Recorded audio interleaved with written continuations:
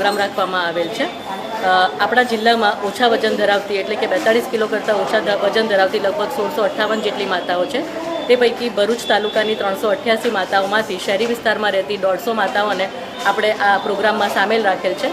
આ પ્રોગ્રામ અંતર્ગત આપણે એમને પ્રોટીન પાવડરના 250 ગ્રામના એવા 3 ડબ્બા છે એમને આપવામાં આવશે, જે એમને એમના 9 મહિનાની સુવાવડ દરમિયાન પ્રોટીનનું પૂરતું પ્રમાણ છે એ પહોંચાડી શકે એવી આશા સાથે સ્વસ્થ માતા અને સ્વસ્થ બાળક બને એ હેતુસર આ પ્રોગ્રામ રાખવામાં આવ્યો છે અને એમને આ પ્રોટીન પાવડરની ન્યુટ્રિશન કીટ છે એનું ડિસ્ટ્રીબ્યુશન કરવામાં આવશે।